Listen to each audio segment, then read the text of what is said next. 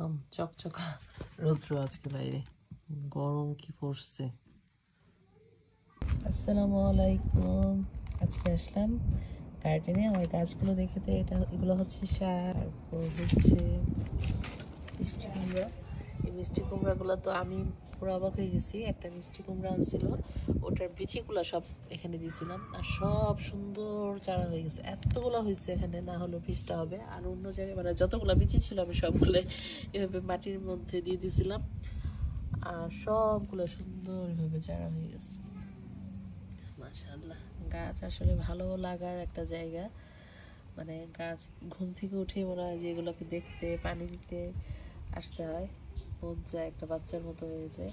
যদিও আমি আবার না করছিলাম রাফানা বাবাকে যে গাছ লাগানোর দরকার নাই, তারপরও কারণ পরে না করলেও সে আবার পরে আমারই করতে হয়, কারণ মায়ে পড়ে যায়। হচ্ছে টমেটো গাছ।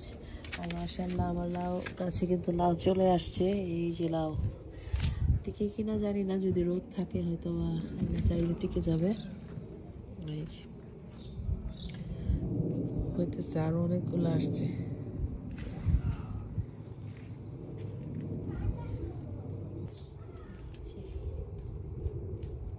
টমেটো গাছ, লাল শাক অলরেডি খেয়ে ফেলছি।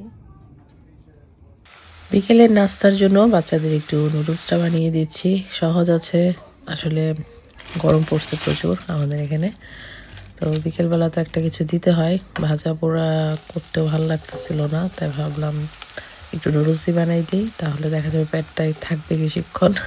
তো একটু গাজর কুচি করে নিচ্ছি, একটু আলু পেঁয়াজ একসঙ্গেই দিয়ে দিচ্ছি, কারণ গাজর পেঁয়াজ আলু কাঁচামরিচটা আমার কাছে দেখা যায় যে ম্যাগি নুডলসটাতে একটু ভাজা ভাজা হলে ভালো লাগে খেতে, তাই এভাবেই করেছি। আর হচ্ছে একটু লবণ দিলাম, একটু ব্ল্যাক পেপার দিলাম, সয়া সস দিলাম, দিয়ে একটু নেড়ে চেড়ে দিব। আর হচ্ছে হ্যাঁ, একটু আদা রসুন পেস্টও দিয়েছি, সুন্দর একটা গ্রান আসে, ভালো লাগে খেতে। আর হচ্ছে কয়েকটা ডিম নিব, কয়েকটা ডিম স্ক্রাম্বল করে নিচ্ছি।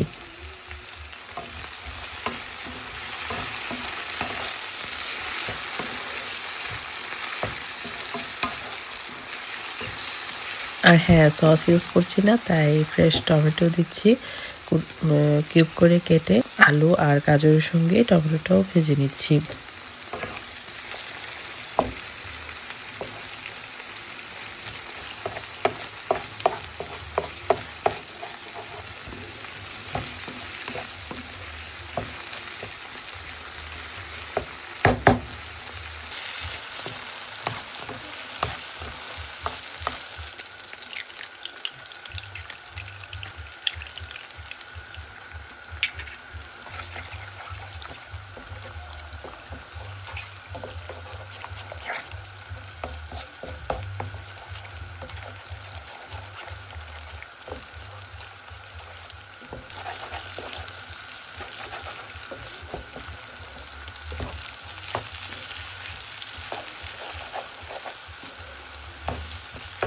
সেদ্ধ করা ম্যাগি নুডলসটাও দিয়ে দিলাম। আমি যতটুকু বুঝি আর কি, যে নুডলসটা সেদ্ধ করার পর আমি আবার একটু ঠান্ডা পানি দিয়ে ধুয়ে ফেলি, তাহলে দেখা যায় যে নুডলসটা ঝরঝরা হয়ে যায়। না ধুলে দেখা যায় যে একদম আঠালো আঠালো হয়ে যায়, মানে একটু নরম নরম হয়ে যায়। আর সাথে সাথে দেখা যায় যে ঠান্ডা পানি দিয়ে ধুয়ে দিলে একদম ঝরঝরা থাকে, ভালো লাগে খেতে। অথবা অলিভ অয়েল দিয়ে দেওয়া যায়। তারপর আমার কাছে ম্যাগি নুডলসটা মনে হয় যে ধুয়ে নিলেই ভালো লাগে আর কি। আর বাগানে চলে গেলাম ফ্রেশ ধনিয়া পাতার জন্য। এই ধনিয়া পাতাটা আসলে যে খাবারই দেখ না কেন, খাবার যেমনই হোক, ধনিয়া পাতার কারণে খাবার মজা হয়ে যায় এরকম। তো অনেক মজাই হয়েছিল, বাচ্চারা পছন্দ করে খেয়েছে, আর দেখতে কিন্তু অনেক বেশি লোভনীয় লাগছে, তাই না? আর বাচ্চাদের খাইয়ে আমি রান্না করতে চলে আসলাম। আপনার বাবা এই চাল কুমড়াটা নিয়ে আসছিল ছোট, এটা মনে হয় আমরা এগুলাকে ছোট চাল কুমড়াকে জালি কুমড়া বলি, যেটা মানে আমাদের এদিক দিয়ে আর কি, অন্যদিকে কি বলে আমি জানি না। তো বলছিল বোয়াল মাছ দিয়ে ভাজি করতে, কেনার সময় আসলে এটা বলেই কিনছিল যে একটা বোয়াল মাছ নিয়ে নেই, বোয়াল মাছ দিয়ে চাল কুমড়াটা করো। আমার কাছে আবার মাছ দিয়ে করি নাই, আমি ভাবলাম যে মাংস দিয়ে করি। মাংস দিয়েও আমার বাসায় বেশ খাওয়া হয়, মুরগির ওই যে ডানা ঘিলা কলিজা এগুলো থাকে না, এগুলো দিয়ে কিন্তু চাল কুমড়াটা করতে অনেক বেশি করলে আর কি মজা হয়। তো ডানা কলিজা ঘিলা এগুলো আনি নাই, তো জাস্ট রান ছিল, লেগ পিসেসগুলো ছিল, তো ওগুলা দিয়েই করে নেব ভাবলাম আর কি। তো আমি ভালো করে একটু ওয়াশ করে নিচ্ছি, তারপর হচ্ছে আলুর মতো কেটে নিচ্ছি। দেশে থাকতে আমি মনে হয় না জীবনেও খাইছি চাল কুমড়া, লাউ, তারপর মানে আসলে সবজি। আমার মনে হয় এটা কি বয়স বুড়া হয়ে যাচ্ছে নাকি জানি না, তবে মানে দেশে থাকতে একদমই ভালো লাগতো না সবজি রান্না করলে তো মনটাই খারাপ হয়ে যেত যে সবজি দিয়ে খেতে হবে। তখন সবজির বদলে দেখা যাইতো যে ডিম ভাজি করে ভাত খাইতাম, এরকম ছিল যে তাও খাবো না। আর এখন মনে হয় যে সবজি খুঁজি মার্কেটে, মানে সব দোকানে গেলে যে ফ্রেশ সবজি পাইলে, সবজি আনলে মনে হয় যে খুশি লাগে, সবজি রান্না করব এরকম। আস্তে আস্তে মানুষের পছন্দ আসলে সময়ের সাথে সবকিছু চেঞ্জ হয়ে যায়, এটাই বাস্তব। তো আমি কেটে নিচ্ছি আর রান্নাটা বসাবো। তো এদিক দিয়ে আমি চিকেনের লেগ পিসেসগুলোও কেটে নিয়েছি, 3 টুকরো করে নিয়েছি।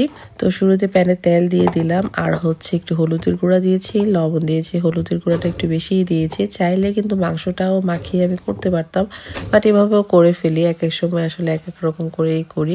হচ্ছে ভেজে নিচ্ছি, আর অপর পাশে প্যানে পেঁয়াজ আর এলাচ, দারচিনি, তেজপাতা দিয়েছি, একটু আদা রসুন পেস্ট দিয়েছি, আর হচ্ছে হলুদ, লবণ, মরিচ, ধনিয়া, জিরা দিব, আর একটু গরম মশলা দিব, দিয়ে অল্প একটু পানি দিয়ে সবগুলো মানে মশলাটার যেন কাঁচা গন্ধ না থাকে সেজন্য কষিয়ে নিচ্ছি।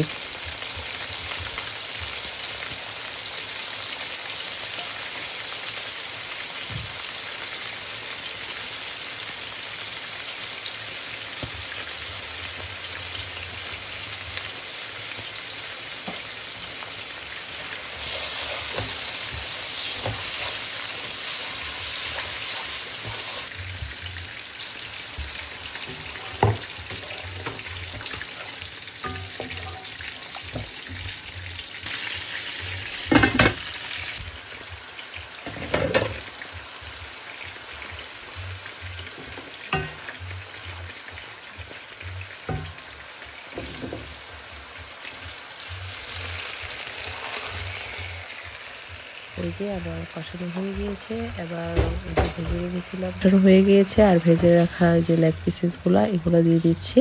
এটাও কিছুটা সময় এইটুকু পানির মাঝে কষাবো, ঢাকনা দিয়ে এবার ঢেকে দেবো।